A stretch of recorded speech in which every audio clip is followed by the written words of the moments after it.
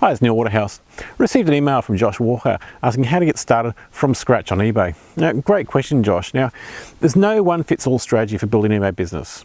As the founder and host of the 4 largest eBay and Amazon groups in Australia, I meet thousands of different people, and you can't help to see which strategies are working the best. Now, everybody's different, and it's important if you're building an eBay business that you choose a methodology which is enjoyable for you and also works within your means. I'll explain more about that shortly. Now, you don't need bucket loads of cash to build an eBay business, but it's important that you choose a strategy which fits within your lifestyle and also within your means. Now, firstly, you need to ask yourself a few questions, and this will determine your best direction for you to take. And the second thing is, what is your goal with eBay for the next, say, 3 months, 6 months, 1 year, or 5 years? Are you looking at building an eBay business as a hobby, or are you looking at replacing your full-time income? And I'll assume, Josh, for this video that you're looking at building an eBay business to replace your full-time income. The difference, by the way, the government categorises businesses between a hobby and a business is a business makes more than the award wage. Now, the next question is, are you looking at selling used items or selling new items? Today, over 90% of items sold on eBay are brand new items. Now, personally, I prefer new items. I find it's much easier to automate the business, so they run by themselves. But that's just my preference. And I know plenty of people who sell used items and they make good money, and that's fine. We're all different. Personally, I just find it much easier to automate our businesses which sell new items.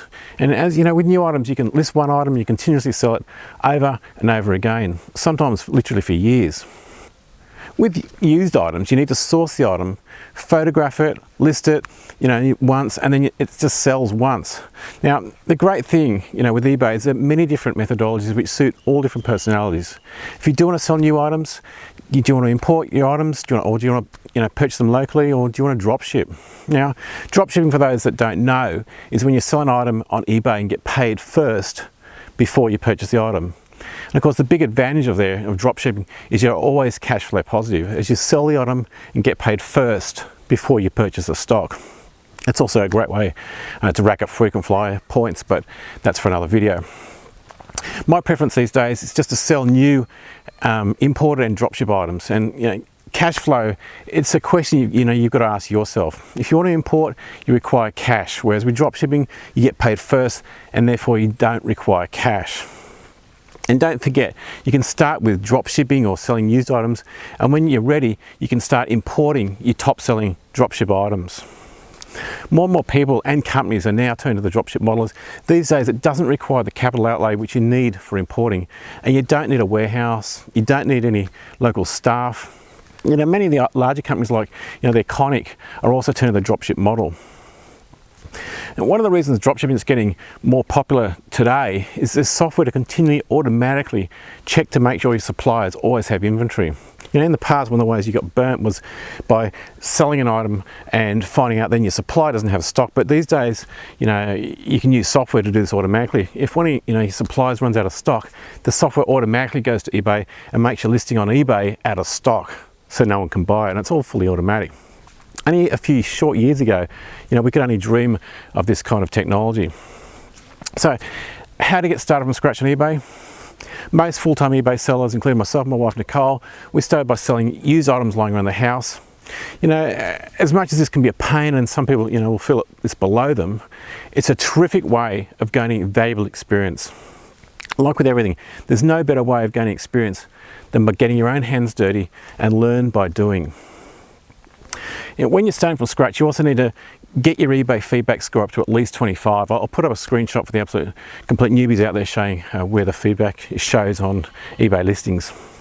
The feedback score, it's very important for buyers. Buyers don't like to purchase from sellers who have never sold any eBay and they have a 0 feedback score. Just like many people who avoid a restaurant, at 7 o'clock on a Saturday night, which is empty, and they'll prefer to go to the one next door, which is, say, 25 people in it. Before starting to sell professionally on eBay, you need to get your feedback score up to around 25, and selling used items is a great way to do this. Now, another important way of getting your feedback score up is to start changing your buying habits and start purchasing items on eBay instead of driving to your local mall. Now, I don't mean purchasing things on eBay that you weren't going to purchase anyway. I just mean start buying things that you're going to purchase anyway from your local mall. Things like printer cartridges, paper, birthday presents, a new drill bit, Lego for the kids, or even a spare pair of reading glasses. Purchasing items from eBay, it's a great experience if you want to build a full-time eBay business, and it also gets up the all-important feedback scores. Approximately 40% of buyers and sellers will leave your feedback. After your feedback score has moved up to, say, around 25, you're no longer starting from scratch. You can now start selling on eBay as a business if you wish. Now, you could start earlier, but I highly recommend you get your feedback score up first because, for the reasons I've just mentioned. And some of the used items, collecting dust lying around the house is a brilliant experience. You can then start sourcing used items from places like garage sales, clean-up campaigns, thrift stores, car boot sales, badly listed items on eBay, buy, swap, sell sites, deceased estates, etc., etc. Now, if you find sourcing used items or listing used items to be too labour intensive and prefer to build a business which is more automated, consider either drop shipping new items or importing new items. That's all for this week. Please scroll on down, leave a comment. If you're an experienced eBay seller, how did you start from scratch? If you've seen this video anywhere else besides my blog, neilwaterhouse.com, please come over for more eBay and Amazon hints and tips. If you think this video might help somebody else, please give it a share from the links below.